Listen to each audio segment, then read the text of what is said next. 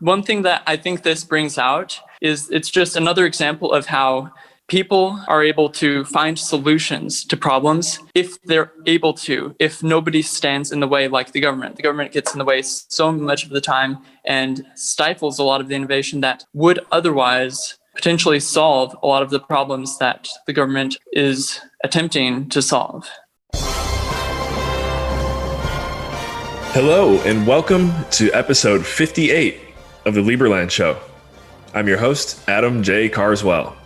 Today we are joined by Jonathan McCormick, the founder of Mount Crypto. Jonathan, thank you for coming on the show. And before we get into the fun and excitement and what the heck Mount Crypto is, well, actually, you know what? I guess that's what we're going to do right here. Tell us a little bit about your story, your background, and we'll go from there. All right. Well, first of all, Adam, thanks for having me on the show. It's a great honor. And Mount Crypto is a platform that I'm working on making, which will be able to automatically trade cryptocurrencies and other types of currency for profit on each trade reliably so that there's maximum returns with minimal chance for loss of principal. The inspiration for that idea came to me actually as I was in the shower thinking about it. It's really funny because what originally got me started on that was being targeted by a scammer. And I think being targeted by that scammer may end up being one of the best things that's happened to me. It's one of the greatest blessings in disguise because it got me thinking about how to make the too good to be true returns that they were talking about, how to make that a reality using the coding skills that I've been gaining over the course of the past few months. And so I'm really excited about it. Still a long way out from getting that minimum viable product out, but that's something that I'm definitely working on. Yeah. Wow. Cool. I love the background on the story. I'm a huge believer in storytelling. And honestly, at the end of the day, product or service, whatever it is, what sells is the story behind it. And it's good to know that not only, again, that you have a cool inspirational story on how it came to be, but, I'm sure just based on our interactions that we've had so far, it's coming from a good place. You're someone who adds value to an environment that you enter into almost instantaneously. Guys, I know that because we have our weekly international calls for Liberland, and Jonathan is a new face that's been popping up recently. Happy to have him there. Also kind of as like some fellow American blood. The past few meetings, he has not been afraid to unmute his microphone and he shared some really cool things. One I want to get into today. You know what? Let's just get into this one as well here, Jonathan. There's like this cool pod, like home/future. It looks like a futuristic home, but I guess they're actually already being built somewhere in the world. And I guess if you could just describe what I'm talking about, because I feel like I can't put the words to it. Sure, Adam. So what I was mentioning during the calls that one day was this special type of housing. It's made by this company in Panama called Ocean.builders. And they're these sort of egg-shaped pods with windows and everything. And it's on this stem-like thing. Okay, so imagine like a flower bud that's relatively large on a stem, and then the stem digs into the ground. So because of that, because of the elevated portion that's significantly above the ground, that makes it essentially flood-proof. And these pods are capable of being installed in the open ocean, which I think is really, really awesome. They're designed to be as self-sufficient as possible, which takes away a lot of the excuses a lot of people make for having the government intervene with stuff like utilities, with wastewater treatment, that kind of stuff. And so I think that they're really cool. They sell it for, last I checked it, somewhere around $200,000-ish. Yeah, I think they're really cool, really futuristic, high tech.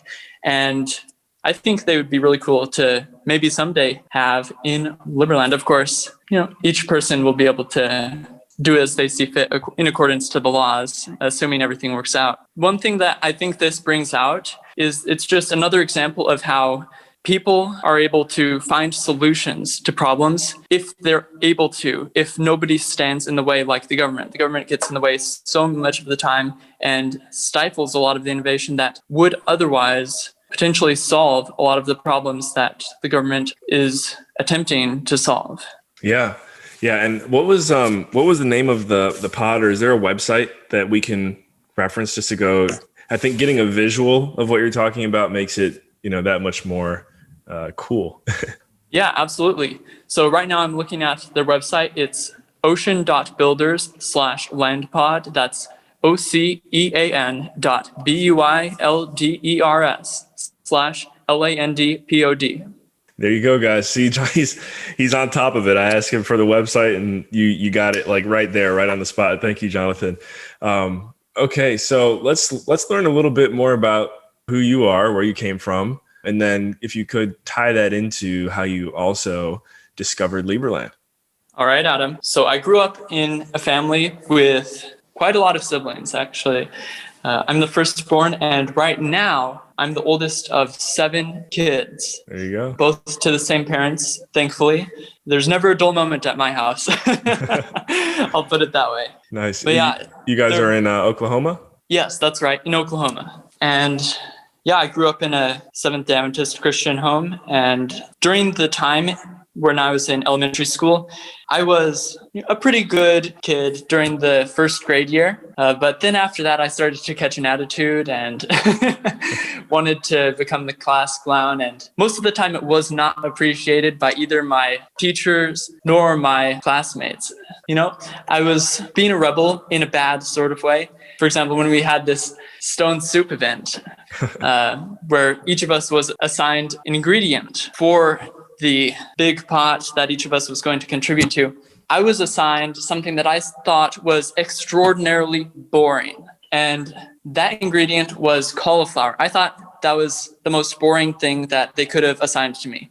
And so when we went to the store to buy the ingredients to recreate this fairy tale story, I decided that I was going to be in civil disobedience to that and that I was going to buy jalapeno peppers because jalapeno peppers seemed far more exciting to me. And needless to say, that situation did not turn out very well. But yeah, that's the kind of kid I was. I was a bit of a jerk.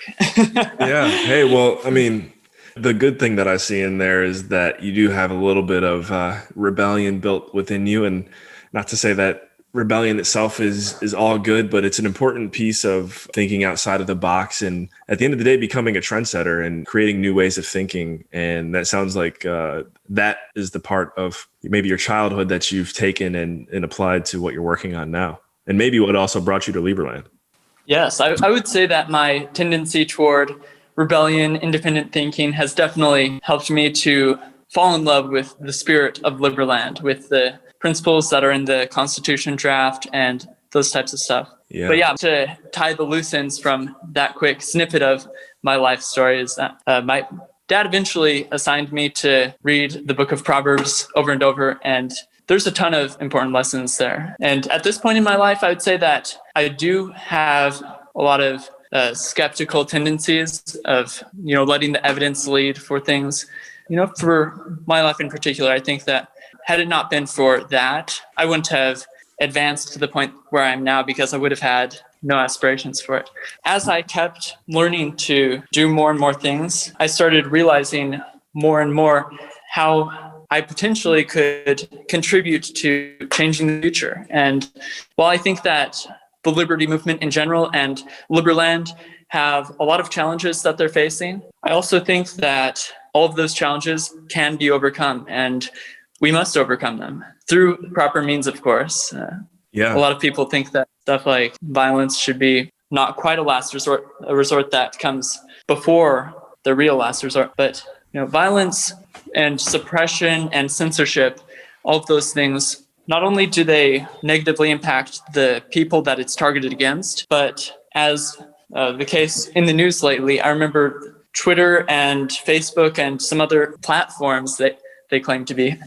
Some platforms on social media were trying to censor a certain news article from a news outlet called the New York Post, I believe. And when they were trying to censor it, their censorship ended up making the story go more viral than it otherwise would have because people were calling them out on the censorship and saying the censorship is wrong, and that fueled the fire of the opposition. So yeah, that's just one illustration of how censorship and violence and stuff can really activate the people on the opposite side in a way that they would not otherwise be fired up in. And yeah, who can blame them? I mean, who wants to live in a world where whoever just so happens to be the biggest and strongest gets to have their way regardless of anybody else's rights? I mean, that's not a world that I would want to live in. Yeah.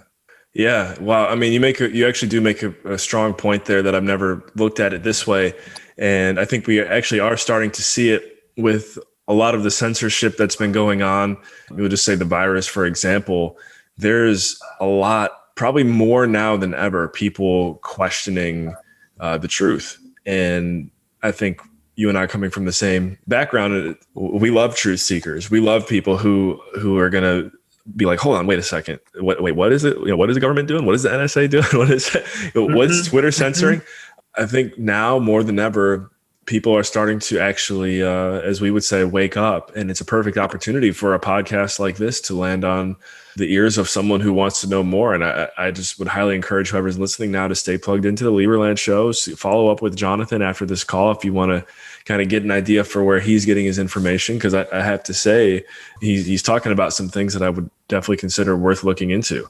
We don't have time to go down that rabbit hole right now necessarily, but one thing, Jonathan, is the Constitution and the Constitution of Liberland. And I know that this is also something you've taken strong interest in. So before, we still got a little bit of time here before we got to end it. So let's kind of dive into your thoughts on the Liberland Constitution and what gets you so excited about it.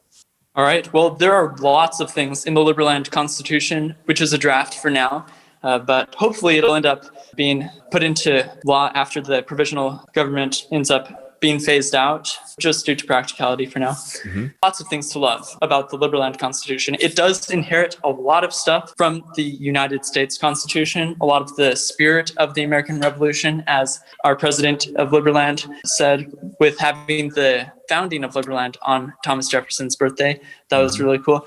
And it has lots of the principles as an individual, having certain rights which the government has no business taking away.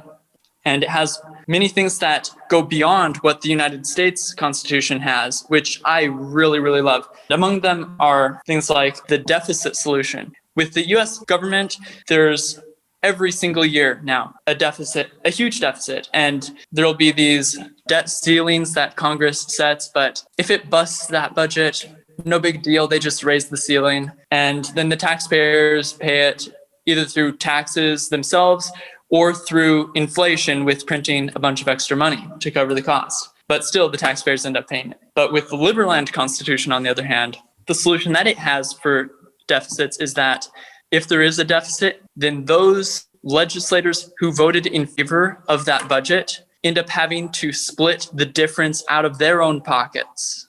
And wow, if there was something like that here in the United States that was actually not able to be nullified with some quick thing from Congress, if Congress actually was held accountable to that standard, there would be some major changes to how spending is done here in the United States. Absolutely. I mean, it reminds me of the concept of extreme ownership and, taking responsibility for what you best see fit instead of using someone else's energy to get the job done. You're using your own. And I think for society to be successful and flourish, it's almost like, how is that not being put into practice? Yeah. Thank you for shedding light on that. No problem, Adam. And yeah, the Liberland Constitution also has wonderful stuff like term limits, and it also has a ban against ex post facto law. Even though it doesn't use the term ex post facto law, it still has the core principles in there of the government not being able to prosecute you for doing something that at the time you did it was perfectly legal. Because if you were to not have that protection, then the government could essentially just prosecute anyone for literally anything that they've ever done in their life. Right. Yeah, that's a good point. Well, I love it. As far as, your involvement with Liberland right now at this moment, Joey Langenbrunner connected us. He said, hey, bring on Jonathan. He'd be a great fit for the show. And, we love Joey here. I joked with him on our last international call. I'm like, Joey, you can't come back on the show until you introduce me to at least 10 more guests, because we've had him on here like 6 times already. But yeah, I'm sure, you have a relationship with Joey and some of the other guys. What have you actively been working on in the Liberland community? Well, most of what I've been working on directly has been with Liberland Press. I'm a senior international correspondent for the Liberland Press. I've written about 3 articles so far. And yeah, there are a lot of interesting things going on with the global community of Liberlandians. And I'm so happy that we live in the age that we live in now, where we have technology to be able to communicate with people from literally anywhere on the globe. And hopefully soon, anywhere between Earth and Mars as well. Are you Hashtag Occupy Mars. So are you gonna establish the Liberland Mars office? Well, that's a long way out, but hey, who's to say that I can't do that at some point in time? Well, hey, I mean, we're all about one thing that I love about Liberland is to make an impact here in this country. Really, all you got to do is just start doing it. And if you're doing something that we think is not right, then someone will put you in check. So I feel like you could probably just go and take a stab at Liberland Mars right now and and see what happens. Well, it's an intriguing idea. I'll want to write that down to look into a little bit more later. Yeah, I'm definitely very excited about the advances in space exploration. Yeah, I think that there's some great work being done. Love it. And this time around, it's not the government that's leading the charge. And I think that's also really cool. Yeah. More power to the people. Well, all right, Jonathan, thank you so much for investing your time here with our Liberlandian listeners today. If anyone likes what they heard coming from you, if you could give out one single best way to follow up and get in touch with you, what would that one way be? That one way to best get in touch with me would be through my email at McCormick9@protonmail.com. That's MCCORMICK, the number 9 at protonmail.com. Boom. Love it. And yeah, I remember that in your email address now. And we talked about how the number 9 is my number as well. So there you go, guys. If you need any more universe or God showing you that this was meant to happen here today, it happened for a reason. Jonathan McCormick, thank you again so much for coming on the show and being with us here today. Well, thanks for having me, Adam. You bet. And thank you, Joey, for the connection. All right. This has been episode 58 of the Liberland Show. We were joined today by Jonathan McCormick, the founder of Mount Crypto. I'm your host, Adam J. Carswell. Thank you for tuning in, and we will catch you in the next episode.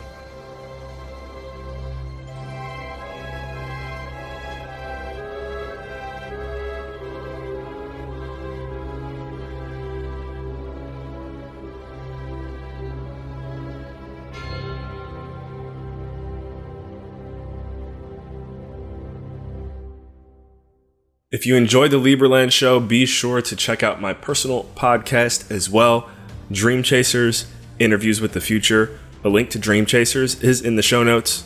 And lastly, if you've noticed, we do not have any ads here on the Liberland Show, and we intend to keep it that way. The production of the show is completely voluntary. I know for myself, it's a lot of fun. If you like what you hear, if you want more Liberland content to continue to come your way, don't worry, I got you. And I would really appreciate any type of donation whatsoever, just because that always puts a smile on my face too. So donations can be sent to the Bitcoin or Ethereum receiving addresses below in the show notes. It's up to you guys on what your preference is. If you've never used Bitcoin or Ethereum, now's the perfect time to get your first action in the crypto market. Thanks again for tuning in. And like we always say, we will catch you in the next episode.